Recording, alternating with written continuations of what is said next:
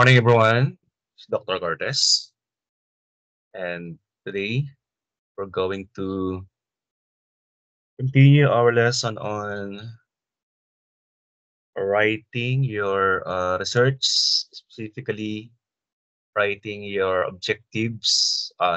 Writing the questionnaires of your research. Okay, basically, in writing your questionnaires, the question should jive with your objectives. Kasi ang objectives, ibig sabihin yan, those are the things that you want to achieve sa inyong research. Then, how are you going to achieve those objectives? Siyempre, itatanong mo sa mga respondents yung mga nakalagay sa objectives mo. So, the first thing to be done, you should have a copy of your objectives. So, punta tayo sa ating objectives. For example, on your screen, I put in here side by side yung objectives tapos yung questionnaire. So, objectives is to your left and the questionnaires is to your right. So, pagbabanggain natin sila para makita natin kung nagja-jive yung questions sa mga objectives nyo. Okay, so I cut the chapter 1. Hindi ko na ipapakita buong chapter 1. I will just show the objective part ng inyong chapter 1. So, lahat naman kayo ay you have the same format for your objectives. For example, on page 15 of a chapter 1, to study examine the safety and security policies, vulnerabilities, and risk management strategies. So you should have the opening paragraph for your objectives. And your first question for your objective is this one. No, not question, but the objective. Specifically, it aims to attain the following objectives. So number one, to show the business profiles of the online stores. So pag ang respondents mo ay mga businesses, not individual. No? Ito yung type ng objectives mo. Example, you will be asking them yung nature ng kanilang business, anong binibenta nila, physical goods ba, service, digital products, financial products, consultancy, etc. Yan ang 1.1 objectives. In the second objective, you should be asking them size of the business, number of years in operation, and lastly, the average gross sales. So ito yung gusto malaman sa inyong research.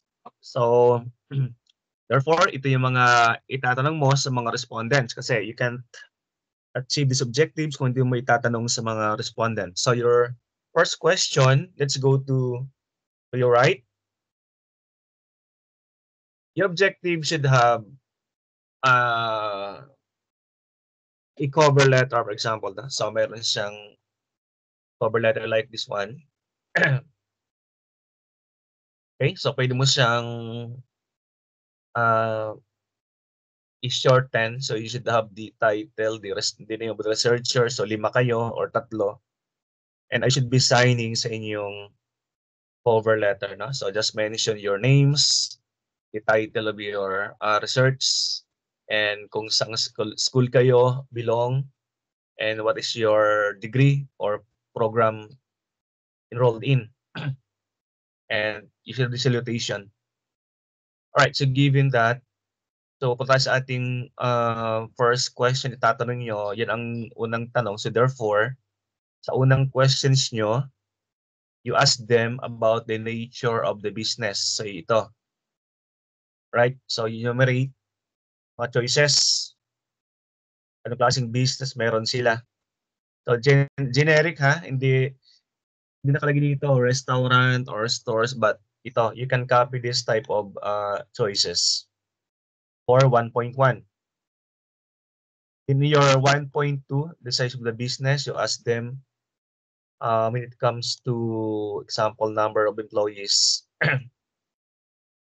whether the business is maganda yung huwag masyadong malaki, no? Example, sole proprietorship or partnership. So maganda tanong niya mga yung mga sole lang eh. Sole proprietorship, mga micro, small, medium.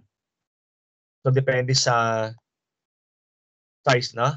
The size will be determined depending on the number of employees na meron sila. Example, pag micro yan, less than 10 employees.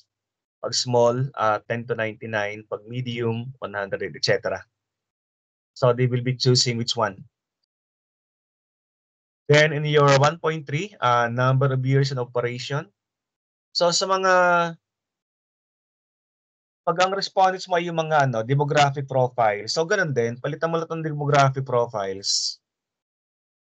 Then yun din ang tanong nyo sa questionnaire number 1, 1.1, 1.2, 1.3. Example, 1.1 is the age, 1.2 gender, 1.3 civil status, 1.4 is educational background. Pag demographic profiles ang tinatanong nyo. So pareho din, apat din yan. Alright, then let's go to your objective number 2.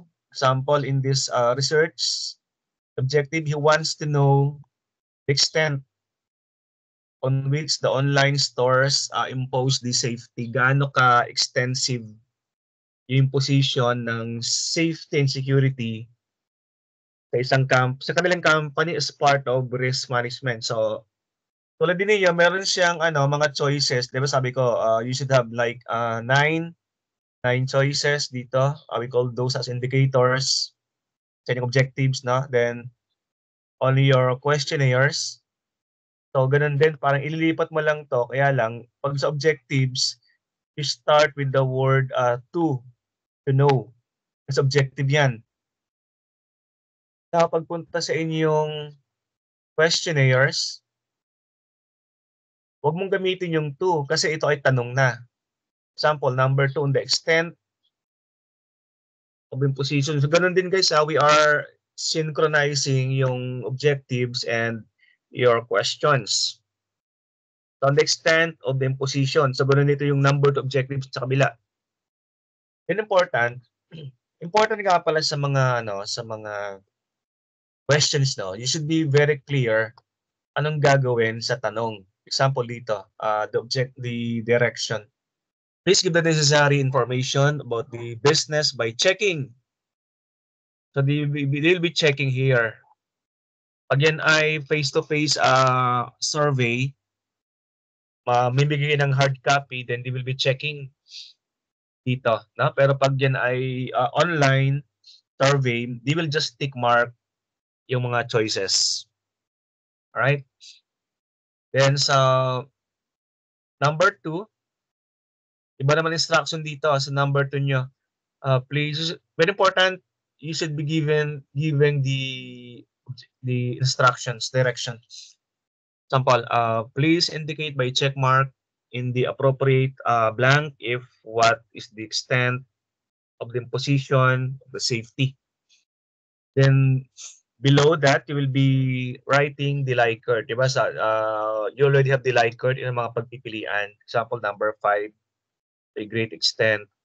Number 4, to a large extent. Para alam nila na yung chechikan. Example, they want to check this to a great extent. Ibig sabihin, matindi yung extent nung imposition ng risk management. So they'll be checking itong number 5. Pag nakita naman nilang walang extent or hindi masyadong ginagamit, they will be checking number 1. So basically, ang pinakamalaki ay yung number 5. Ang pinakamaliit naman ay yung number 1. Ayan, depende sa Likert nyo. Example, dito, sa secured login authentication. Sa isang company ba ay madalas ginagamit yung login, secured login, o sabi ng respondent, ang madalas namin ginagamit yan. So we'll be checking number 5. Alright? Then, for example naman dito, technical training of employees. Sabi ng respondent, hindi namin masyadong ginagamit to a large extent. Di masyadong extensive yan sa amin. So, ang kanilang pipiliin ay number 1, to know extent. Right? So, titik mark niya dito yung number 1 dito sa dulo. Ayan, kasi baka magkamali, no? Baka isipin nila yung mahina ay number 5 at ang pinakamatindi ay number 1. Kaya nga, you should be very clear on your survey, on your respondents. Paliwanag nyo to. Number 5 ang pinakamatindi and number 1 ang the least. Ayan. So, ito yung type ng questions for Likert. And for number 3 objective,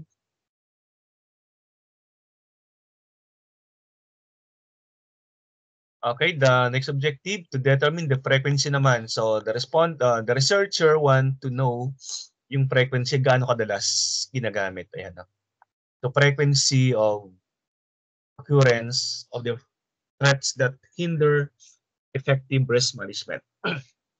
So meron din silang once again he has a 9 indicators or 9 choices sa kanyang objective. So itong 9 na yan din ang ilalagay sa inyong questionnaire. Yan ang pagpipilian eh. Okay, so let's go to question number 3. Ayan, bangga-bangga sa, di ba? So, ilagay mo na naman ulit dito, once again, on the frequency of occurrence of the threats that hinder an effective risk management. Okay? So, ganun din, maglagay ka rin dyan ng this one, the Likert, always, often, sometimes, rarely, and never. So, ilagay mo dito mga choices. So, ito naman iba. Ito naman yung always, often, sometimes, rarely, hanggang never. So, ganun din to, no? Yung pinakamatindi is number 5, yung never is number 1. Then sabihin mo doon sa doon sa iyong respondents, na number 1 ang checkan or number 5 by checking here sa mga choices. Yan. Right? Then, identity theft hanggang fraudulent. So, dito sa inyong questions, ganun din, identity theft, lagay nyo dyan hanggang fraudulent customers. So, that is your number 3 objectives and number 3 questions.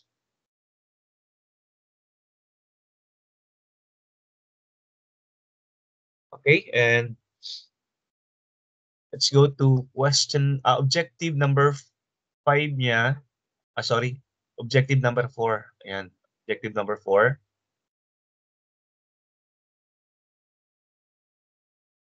Okay.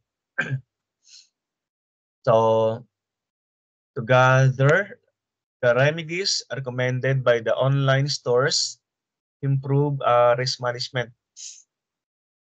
So, ano mga choices then? Those should be 4.1, ano? That should be 4.1, 4.2. Nagkamali na numbering. 4.1, 4.2 hanggang 4.9. So, meron na ulit siyang 9 indicators or choices na ilalagay natin sa ating questions. Right? So, let's go to number 4, questionnaires. Number 4, questions. Okay, so, ayan. Ang tanong dito, on the remedies recommended by the online stores. Okay? Then, always have the direction para alam ng respondents kung anong gagawin. Ang direction sa number 4 ay iba naman. Yung sa number 3 kasi, Likert, no? Likert. Mag-check sila, 5, 4, 3, 2, 1. Sa number 4 kasi, iba. Hindi na 5, 4, 3, 2, 1. Itong tinatawag nating multiple response. Multiple response. Ibig sabihin, multiple, they can check as many as they want. Kung ilan ang gusto ng chikan sa choices, pwede. Lahat nag-apply. So, nakalagay sa yung instruction, please indicate by check mark in the appropriate blank if which of the following are the most common safety measures used by the business. Then, in parentheses, you may check more than one. You may check those that will apply to you. Ibig sabihin yan, the respondents can check, can choose as many as they want basta they are applicable to them. At tinawag natin sa multiple response. Example, use of good collection, sabi ng respondents, pwede to, no? Effective yan, so chikan ko yan. Restriction, hindi masyado. Credit history, pwede, chikan ko yan. Changing of password regularly, chikan ko yan. So yung respondent, namili siya ng 3. So pwede yan. Basta nag-apply sa sa kanila, no? Yung kanilang gagawin. Then you can tally, no? So ang number 4, guys, ang number 4 questions, ito ay different sa number 1 question. Sa number 1 questions kasi, isa lang ang kanilang chechikan. Right? Pero sa number 4, pwedeng marami. Yun ang pinagkaiba ng number 4 and number 1. Right? Then sa number 5, to know the effectiveness of the above-mentioned recommendation as part of risk management. Okay, so ito daw, gaano sila ka-effective? Yan ang tanong ng number 5 eh. To know the effectiveness. Okay, so ang iyong question number 5 ay effectiveness naman. Example, please indicate by check mark in the appropriate blank if what is the degree of effectiveness.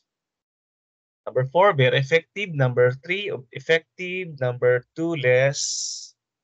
Number 1, not effective. Right? Sa inyong gagawin, you enumerate once again dito yung mga choices ilalim. Then, mamimili mga respondents kung very effective, effective, less effective, or not effective. Okay? Then, tick mark nila yan. So that is number 5, number 5 objectives and number 5 questions. So, bangga-bangga, no? Bangga-bangga. Yung mga choices dyan, madali namang gawin kasi sa objective nyo mismo, meron na nakalagay ng mga choices, di ba? So, ililipat nyo lang sila. Then, ang number 6, guys, or your last objective, no? Depende kung number 7 yan. Basta ang last objective nyo, hindi nyo na sa gagawa ng questions. Kasi ito yung pinaka gusto nyong gawin. Ito yung finished output nyo. The last objective is your output or your finished product. So, ang last objective ay hindi na siya gagawa ng questions. So, dito sa ating questionnaires, walang nakalagay dyan na about the last objective. Hanggang number 5 lang.